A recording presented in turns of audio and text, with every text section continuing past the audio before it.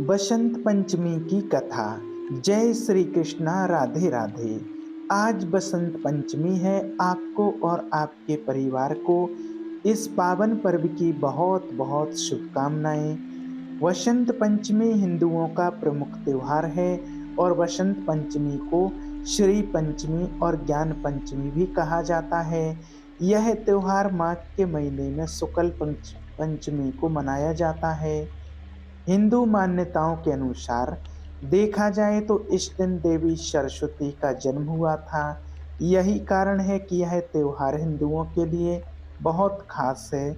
इस त्योहार पर पवित्र नदियों में लोग स्नान करने जाते हैं। इसके साथ ही बसंत मेला आदि का भी आयोजन किया जाता है। बसंत पंचमी के दिन को बच्चों की शिक्षा दीक्षा के लिए आरंभ भी शुभ मानते हैं। इस दिन बच्चों की जीत पर शहद से ओम बनाते हैं। माना जाता है कि इससे बच्चा ज्ञानवान होता है तथा शिक्षा जल्दी ग्रहण करने लगता है। 6 में पूरे कर चुके बच्चों को अन्न का पहला निवाला भी इसी दिन खिलाया जाता है। अन्न प्रायश्चित के लिए यह दिन अत्यंत शुभ माना जाता है। पूरे वर्ष को 6 ऋतुओं में बांटा गया है, जिसमें बसंत ऋतु, ग्रीष्म ऋतु, वर्षा ऋतु, शरद ऋतु, हेमंत ऋतु और शिशिर ऋतु शामिल हैं। इन सभी ऋतुओं में से बसंत को सभी ऋतुओं का राजा माना जाता है। इसी कारण इस दिन को बसंत पंचमी कहा जाता है तथा इसी दिन से बसंत ऋतु की शुरुआत होती है। इस ऋतु में खेतों में फसलें लहलाने लगती हैं और फूल खिलने लगते हैं एवं हर जगह खुशहाली नजर आती है। मान्यता है कि इस दिन माता सरस्वती का जन्म हुआ था, इसलिए बसंत पंचमी के दिन सरस्वती माता के लिए विशेष पूजा का आयोजन किया जाता है। माँ सरस्वती को विद्या एवं बुद्धि की देवी माना जाता है। वसंत पंचमी के दिन माँ सरस्वती से विद्या, बुद्धि, कला एवं ज्ञान का वरदान मांगा जाता है। उस इस दिन लोगों को पीले रंग के कपड़े पहनकर पीले फूलों से देवी सरस्वती की पूजा करनी चाहिए एवं लोग पतंग उड़ाते हैं और खाद्य सामग्री में मीठे और पीले रंग के चावल का सेवन करते हैं। पीले रंग को वसंत का प्रतीक माना जाता है। वसंत पंचमी का त्योहार बड़े ही धूमधाम से मनाया जाता है। इस दिन देवी सरस्वती की पूजा करने के पीछे एक पौराणिक कथा है।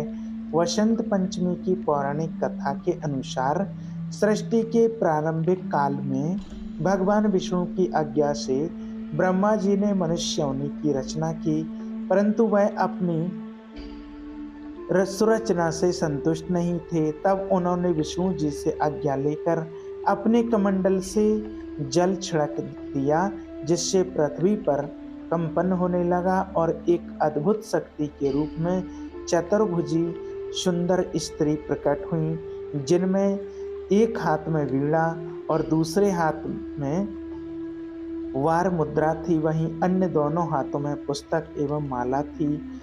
जब इन देवी ने वीणा का मधुर तान दिया तो संसार में समस्त जीव जंतुओं को वाणी प्राप्त हो गई। तब ब्रह्मा जी ने उस देवी को वाणी की देवी सरस्वती कहा। सरस्वती को वागेश्वरी, भगवती, शारदा, वीणा वादनी और भाग्य देवी सहित अनेक नाम से पूजा जाता है। संगीत की उत्पत्ति करने के कारण वही संगीत की देवी भी है। इस तरह से देवी सरस्वती का प्रकट होना हुआ। इसी प्रकार माँ सरस्वती के अवतरण दिवस के रूप में बसंत पंचमी का पर्व मनाया जाता है। एक बार देवी सरस्वती ने भगवान श्री कृष्ण को देख लिया और उन पर मोहित हो गईं। वह उन्हें पति के रूप में पाना चाहती थी, किंतु जब भगवान श्री कृष्ण को पता चला तो उन्होंने कहा कि वह केवल रुक्मिणी के प्रति समर्पित हैं। लेकिन सरस्वती जी को मनाने के लिए उन्होंने वरदान दे दिया कि आज से माघ मास के शुक्ल पंचमी को समस्त विश्व आपकी विद्या के रूप में ज्ञान की देवी के रूप में पूजा करेगा। इस समय भगवान श्री कृष्ण ने सबसे पहले देवी सरस्वती की पूजा की। तब से लेकर निरंतर बसंत पंचमी के दिन माँ सरस्वती की पूजा लोगों के द्वारा की जाती है। जय हो माता शारदा। हे माँ भवानी, अपने सभी भक्तों पर कृपा दृष्टि बनाए रखें। माँ जय माँ अंबिका। प्रिय श्रोताओं, अब आप श्रवण करेंगे सरस्वती माँ की बहुत ही अद्भुत अनोखी कथा। इस कथा के अनुसार मद्रास नामक स्थान पर बहुत समय पहले एक ब्राह्मण रहता था। उस समय सरस्वती और लक्ष्मी की आपस में नहीं बनती थी, इसलिए वह सरस्वती का पुजारी बहुत ही निर्धन था। वह प्राचीन परंपरा के अनुसार शिष्यों को पढ़ाता था। गुरुकुल की परंपरा के अनुसार शिष्य उसके लिए गांव जाकर भिक्षा मांगते थे। भिक्षा में जो भी मिलता था उसी से उसका गुजारा हो जाता था। ब्राह्मण की पत्नी को बच्चा होने वाला था। ऐसे में ब्राह्मण की पत्नी को चिंता होने लगी कि उसकी संतान का लालन पालन इतनी गरीबी में कैसे होगा। इस बात को लेकर अक्सर वह ब्राह्मण को ताने मारने लगती ताने मारने लगी भी कहती रहती है ना जाने मुझे किन कर्मों की सजा मिली है, जो मेरा विवाह मेरे पिता ने एक कंगाल से कर दिया। यह बात ब्राह्मण को अच्छी नहीं लगी। ताने सुन सुनकर मैं परेशान हो गया हूँ। ब्राह्मण कहता परेशान हो चुका था। फिर एक दिन उसने एक फैसला लिया और अपने सबसे प्रिय सूझबूझ वाले और तेजस्वी शिष्य को बुलाकर सारी जिम्मेवारी उसे दे दी।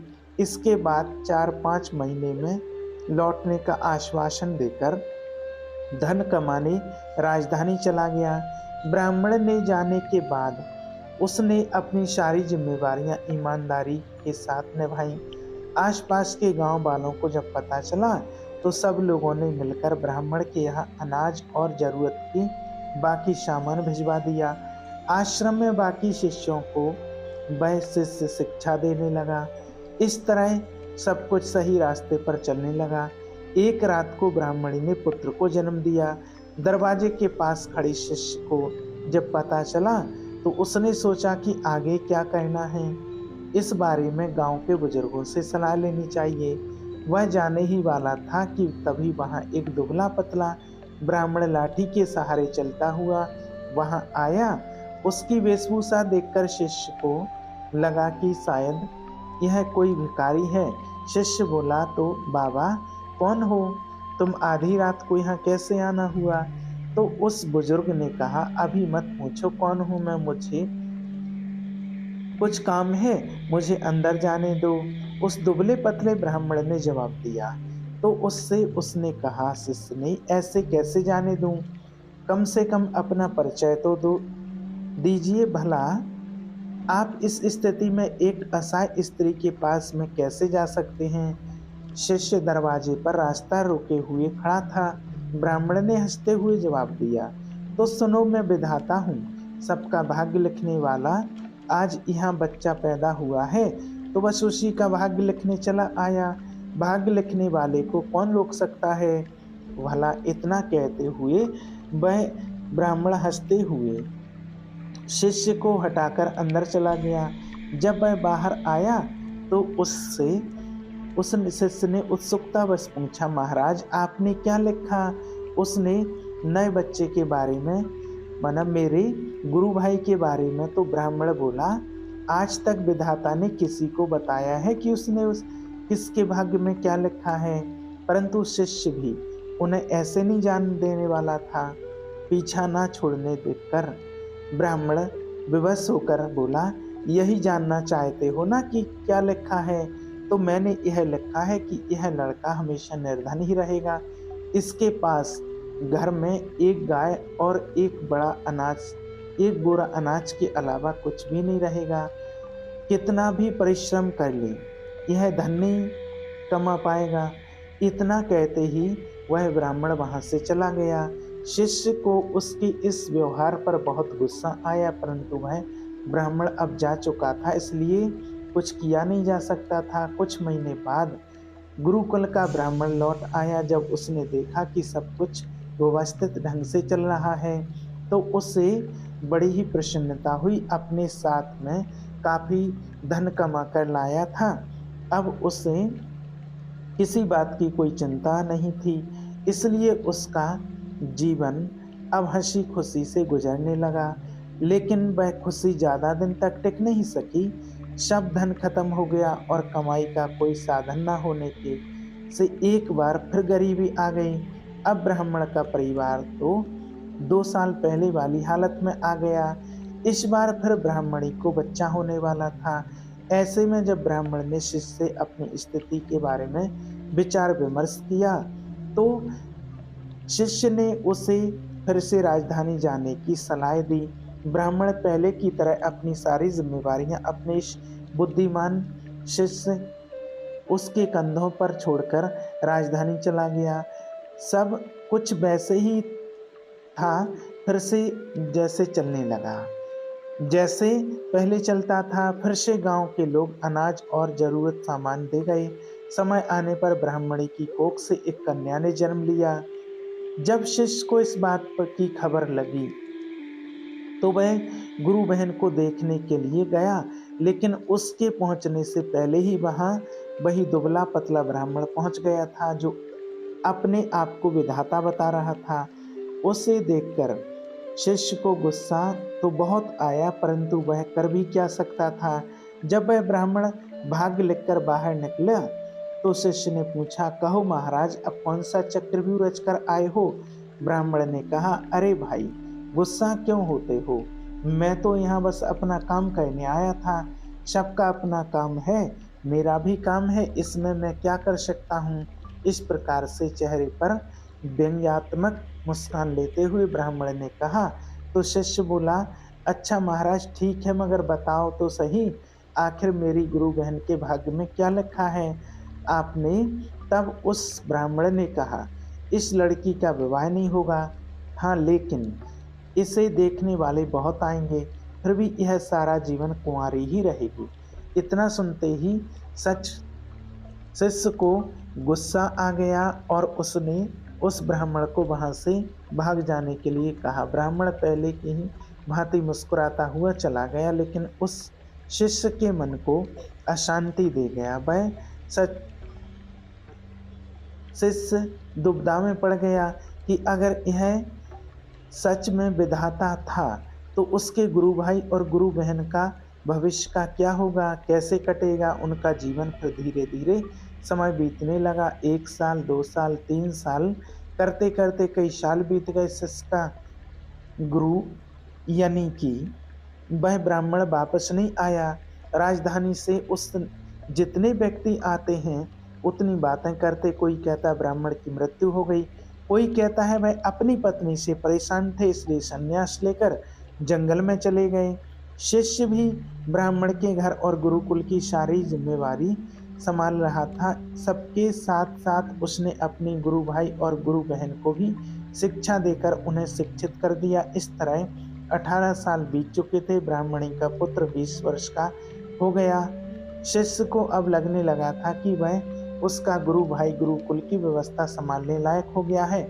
इसी विचार से अब शिष्य अपनी सारी जिम्मेवारी उसे देकर वहां से विदा लेना चाहता था। ब्राह्मणी व उसके पुत्र और पुत्री ने उसे शिष्य को रोकने का बहुत प्रयास किया, मगर सब व्यर्थ था। जब शिष्य जा रहा था तब गुरु भाई उसे छोड़ते हुए कुछ दूर तक उसके साथ गया। जब गुरु भाई आशीर्वाद लेकर वापस लौटने को हुआ तब उस शिष्य ने कहा, भाई मैं जा रहा हूँ, मगर जो मैं अभी तुम्हें 2 बातें बताऊंगा उस बात का ध्यान रखना। पहले, कभी भी अपने घर पर अनाज से भरा हुआ बोरा और दूध देने वाली गाय मत रखना। अगर तुमने दोनों रखे तो तुम सारा जीवन निर्धन ही रहोगे। दूसरा, जब भी कोई व्यक्ति तुम्हारी बहन के विवाह के संबंध में बात करने आए तो उसे एक सोने की 100 मुद्राएं लेकर जाने को बोलना, और वह 100 मोहरें तो दे दे तभी तुम अपनी बहन को दिखाना। लड़के ने वैसा ही करने का वादा करके शिष्य को विदा किया। और आश्रम में लौट आया। अगले ही दिन गांव में एक पुरोहित के यहाँ से एक दुधारू गाय और एक बोरा अनाज उस लड़के के घर भिजवा दिया गया। लड़के ने इस समय गाय और अनाज का बोरा बेच दिया। अगले दिन फिर किसी ने एक बड़ा बोरा अनाज का और एक दुधारू गाय भेजी। लड़के ने फिर वैसा ही किया। अब आए दिन एक गाय और अनाज के बोरे आने लगे। लड़का वायदे के अनुसार उन्हें बेचता गया, जिससे उसका भाग्य बदल गया। अब जल्दी ही वह अमीर हो गया। थोड़े ही दिन में उसकी बहन की विवाह की उम्र हो गई। विवाह के लिए कई लोग लड़की से संपर्क करने लगे। उस लड़की को अपना उस लड़के को अपना वादा याद था, बस इसके बताए अनुसार ही काम करता रहे। इस तरह वह और भी धनी हो गया और उसका जीवन सुखी हो गया। इसी तरह कई साल बीत गए। एक दिन उस शिष्य का मन हुआ कि क्यों ना अपने गुरु के परिवार को देख लिया जाए कि उनका भाग्य कैसा बदल रहा है। इसी विचार के लिए साथ में चल दिया। अभी वह गांव के बाहर पहुंचा ही था कि उसे वही दुबला पतला ब्राह्मण एक गाय, बड़ा अनाज का बोरा और एक पोटली में मुद्राएं ले जाते हुए दिखाई दिया। उसने आवाज लगाते हुए कहा, अरे महाराज, कहाँ जा रहे हो? ब्राह्मण ने उसकी ओर देखा और गुस्से में ऊंची आवाज में बड़बड़ाना शुरू कर दिया। उस ब्राह्मण ने कहा, आ गए जले पर नमक छिड़कने। देख लो, यह सब तुम्हारा ही किया धरा है। रोज एक दूध देने वाली गाय, एक बोरा अनाज और 100 मुद्राएं देते देते मेरी ऐसी की तैसी हो रही है। दिमाग काम नहीं करता है कि तुम्हारे इस चक्रव्यूह से कैसे निकलूं। तो उस शिष्य ने कहा, मेरा चक्रव्यूह महाराज, आप भूल रहे हैं कि भाग्य तो आप लिखते हैं। फिर भला मैं आपको कैसे किसी भी चक्रव्यूह में फंसा सकता हूँ? शिष्य ने चुटकी लेते हुए कहा। उसने कहा तो उस ब्राह्मण ने कहा, बेटा, मैं तेरी बुद्धि से हार चुका हूँ, मेरी सहायता कर और मुझे इस संकट से, इस झंझट से निकाल। तब उस शिष्य ने कहा, महाराज, झंझट से निकलना है तो उन दोनों की भाग्य की रेखा मिटा दीजिए। आप तो जानते हैं कि यह कलयुग है। आज का इंसान स्वयं अपनी बुद्धि से अपना भाग्य बनाता है। उदाहरण आप अच्छी तरह से देख रहे हैं। तो ब्राह्मण ने कहा, ऐसे कैसे मिटा दूं मैं भाग्य की रेखाएं? शिष्य ने कहा, तो फिर उठाइए झंझट, मैं कुछ नहीं कर सकता। ब्राह्मण ने कहा, अरे नहीं बेटा, मेरा कुछ ख्याल करो, कब तक इसी काम में फंसा रहूंगा? मैं भी मजबूर हूँ। शिष्य ने कहा, मैं भी मजबूर हूँ महाराज। अपने गुरु को वचन दिया है कि उनके परिवार का ख्याल रखूंगा। अब ऐसे मैं उनके साथ कैसे छोड़ सकता हूँ? वैसे भी इस दुनिया में कुछ पाने के लिए तो कुछ खोना पड़ता है और फिर मुझे तो अपनी बहन का विवाह भी करना है। अगर आप मेरी बात मान लें तो आपको अपनी समस्या का हल मिल जाए। कुछ देर सोच विचार करने के बाद उस ब्राह्मण ने कहा, अनाज और मुद्राएं की पोटली उस शिष्य को दे दिया और बोले, लो, मिटा दिया उनके भाग्य की रेखाएं। तुम्हें अपने उनके जैसा भी भाग्य बनाना है बना लो, मैं कोई रुकावट नहीं डालूंगा। लेकिन हाँ, मेरी एक विनती है कि इस बारे में तुम किसी को बताना नहीं, नहीं तो कोई भी मेरा आदर नहीं करेगा, किसी को मेरा भय नहीं रहेगा, जिसके कारण कोई मुझे याद नहीं करेगा। इतना कहते हुए ब्राह्मण को जो भाग्य था वहां से चला गया, जो खुद को विधाता बता रहा था। इससे यह सिद्ध हो गया कि मनुष्य अपनी बुद्धि से अपना भाग्य बदल सकते हैं। यदि मनुष्य अपने लक्ष्य के लिए पूरी तरह से समर्पित है तो ऐसी कोई चीज नहीं है जो उपाय हासिल नहीं कर सकते हैं। परेशानियों में ही मनुष्यों की सफलता का रहस्य छिपा होता है। यह तो मनुष्य की मानसिकता पर निर्भर करता है कि उनका जीवन कैसा होने वाला है। यदि मनुष्य का भाग्य रूठा हुआ है तो भी कोशिश करने से, अपनी बुद्धि से वह अपने भविष्य को बदल सकता है। मनुष्य में अथवा वह क्षमता है कि वह अपने भाग्य को बदल सकता है, किंतु मनुष्य अपने भाग्य पर ही रोता रहता है, भाग्य भी उसकी परीक्षा लेता है। हे पार्वती पति हर हर महादेव, ओम नमः शिवाय। अब श्रवण करते हैं श्रोताओं माता लक्ष्मी और माता सरस्वती की कथा। एक बार की बात है, सरस्वती माता ब्रह्मलोक में अपनी वीणा बजा रही थी, तभी माता लक्ष्मी वहां प्रकट हुई। माता सरस्वती ने उनका स्वागत किया और उन्हें आसन पर बैठाया। तब माता सरस्वती ने उनसे यहाँ आने का कारण पूछा। तब माता लक्ष्मी ने अभिमान के साथ कहा, मैं तो लक्ष्मी हूँ, मुझे जन कल्याण के कार्य में बहुत व्यस्त रहना पड़ता है। आज थोड़ा समय मिला तो सोचा आपसे मिल आऊं। मुझे सबको धन वैभव और सुख देना होता है, मेरे बिना तो इस दुनिया का चल पाना ही संभव नहीं है। प्रिय श्रोताओं, वही माता लक्ष्मी ने आगे माता सरस्वती पर कटाक्ष मारते हुए कहा कि अगर उन्हें भी सिर्फ ब्रह्मलोक में वीणा बजाना होता तो उनके पास समय ही समय होता। माता लक्ष्मी की अहंकारी बातें सुनकर माता सरस्वती को बहुत क्रोध आया। इसके बाद उन्होंने माँ लक्ष्मी को कटाक्ष मारते हुए कहा, देवी लक्ष्मी, सत्य है आप वैभव की देवी हैं, लेकिन फिर भी आपको चंचल कहा जाता है। आप कहीं भी बिल्कुल भी स्थिर नहीं रहती हैं, लेकिन मैं आपकी बिल्कुल विपरीत हूँ।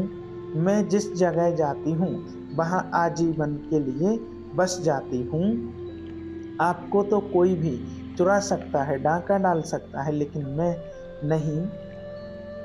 मैं तो बांटने से बढ़ती हूँ। मेरा प्रचार प्रसार जितना होगा मैं उतनी ही बढ़ती जाऊंगी कि कोई भी मनुष्य कितना भी धनी क्यों ना हो, जब तक मैं उसके साथ नहीं होती उसका जीवन मिट्टी के समान होता है। माँ सरस्वती क्रोध में आज आग बबूला हो रही थीं। साथ ही उन्होंने यह भी कहा कि उनके मंत्रों के बिना भगवान विष्णु की पूजा भी अधूरी है। माता सरस्वती के तर्कों से माता लक्ष्मी संतुष्ट नहीं हुई और ना ही अपनी बातों से हिली। इसके बाद उन्होंने कहा कि अब इस विवाद का फैसला सिर्फ और सिर्फ श्री हरि विष्णु करेंगे, क्योंकि आपको वाणी में तो कोई भी हरा नहीं सकता है। अब इसके बाद दोनों देवियां फैसला करने के लिए भगवान विष्णु के लोक विष्णु लोक में गई, तो वहां पहले से ही देवी गंगा भगवान विष्णु के चरणों में बैठी हुई थी। श्री हरि को ध्यान में लीन देखकर माता लक्ष्मी ने उनके पास जाकर बैठ गई, लेकिन कोई भी माता सरस्वती को बैठने के लिए नहीं कहता। तब यह सब देखकर माता सरस्वती को बड़ा ही क्रोध आया। उन्होंने कहा कि हे देवी लक्ष्मी, आप ही मुझे यहाँ लेकर आई हैं और आप मुझे बैठने के लिए नहीं कह रही हैं। मुझे अपने कोई स्थान नहीं दिया है। क्या विष्णु लोक में अतिथियों का ऐसे ही सत्कार किया जाता है? इस पर माता लक्ष्मी बोली, मेरा निवास श्री हरि के हृदय में है और देवी गंगा को स्वयं प्रभु श्री हरि ने अपने चरणों में स्थान दिया है। इसके अलावा उनके पास जगह खाली नहीं है जहां आपको स्थान दिया जाए। इसकी इतना कहकर दोनों देवियां माता लक्ष्मी और माता गंगा जोर जोर से हंसने लगी। अपना उपहास उड़ता देखकर माता सरस्वती के क्रोध की सीमा ही नहीं रही। माँ सरस्वती ने माँ लक्ष्मी से कहा, आपको बड़ा अभिमान है अपने वैभव और श्री हरि के हृदय में होने का, तो मैं आपको यहाँ से दूर कर दूंगी और मैं एक दिन भगवान श्री हरि विष्णु के हृदय में स्थापित हो जाऊंगी। यह कहकर माता सरस्वती ने कहा, लक्ष्मी को श्राप दिया और कहा कि आप विष्णु लोक जा छोड़कर धरती पर चली जाएंगी, जहां आप तुलसी के रूप में जन्म लेंगी, जहां जाकर आपका भगवान विष्णु से कोई संबंध नहीं रहेगा और धरती पर आपका विवाह किसी असुर से होगा। प्रिय श्रोताओं, वही माता लक्ष्मी को दिए गए श्राप को सुनकर देवी गंगा को माँ सरस्वती पर क्रोध आ गया और उन्होंने माता सरस्वती को श्राप दिया कि वह एक दिन एक नदी के रूप में पृथ्वी लोक पर वहेंगी। यह श्राप का सिलसिला यहीं नहीं था, रुका था। माता लक्ष्मी की तरफदारी में देवी गंगा ने माँ सरस्वती को तो श्राप दे दिया, लेकिन माता सरस्वती को यह भेदभाव बिल्कुल भी नहीं भाया। उन्होंने क्रोधित होकर देवी गंगा को भी श्राप दे दिया कि मैं भी आपको श्राप देता हूँ कि आप भी पृथ्वी लोक पर नदी के रूप में बहेंगी और आप में कंकाल हड्डियां आदि को बहाकर लोग जाएंगे। प्रिय श्रोताओं, जब यह शराब का सिलसिला खत्म हुआ तो तीनों देवियां पछताने लगीं और इस शराब से मुक्ति के लिए उपाय खोजने लगीं। तभी भगवान विष्णु का नेत्र खुलते हैं और उन्होंने कहा, हे देवियों, मैं आपकी बातों को सुना और समझा। आपको इस तरह का फल तो भोगना ही पड़ेगा। यह बात माता गंगा को बहुत ही दुख देने लगी कि उन्हें अब मृत्यु लोक में जाना पड़ेगा। सरस्वती कहती, धरती पर जाकर वहां पर रहना होगा, सभी मनुष्यों के पापों को धोना पड़ेगा। धरती पर आने की बात सुनकर माँ गंगा घबरा गई कि पापी लोग तो उनके जल में स्नान करेंगे और अपने पापों को वहां छोड़कर चले जाएंगे। वह सब मुझे अपने भीतर समाना पड़ेगा। कहते हैं कि हर घटना के पीछे कोई ना कोई कारण अवश्य छुपा होता है। इस प्रकार माँ गंगा धरती पर आई और तब से पापियों का उद्धार करते चली आई हैं। कहते हैं कि इस प्रकार माँ सरस्वती द्वारा गंगा को श्राप दिया गया, श्राप भी सिद्ध हो गया और सरस्वती माता भी नदी बनकर पृथ्वी पर बहने लगी। जय माँ सरस्वती, जय गंगे माँ। हे सरस्वती माँ, हे गंगा माँ, अपने सभी भक्तों का कल्याण करना। ओम गंगे नमः। जय माता सरस्वती। अगर वीडियो पसंद आए तो हमारे चैनल को सब्सक्राइब और वीडियो को लाइक जरूर करें। आप सभी का बहुत बहुत धन्यवाद।